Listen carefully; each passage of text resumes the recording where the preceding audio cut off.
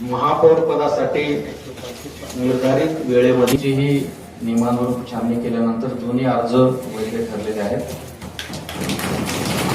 त्यानंतर आता ह्या महापौर पदाच्या उमेदवारी अर्जाची छाननी होऊन एकच उमेदवार आहे, त्यामुळे दोनच उमेदवार राहतील. अर्ज जरी 3 असले तो आणि दुसरे असे 2 उमेदवार निवडणूक प्रक्रियेला सामोरं जाणार आहेत.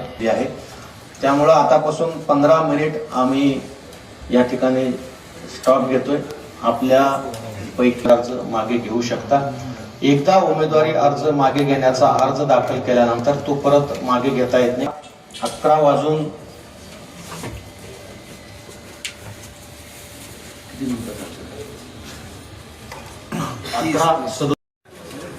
आधी काउंट करून घेऊ द्या, पुन्हा सही घ्या. आधी काउंट करा,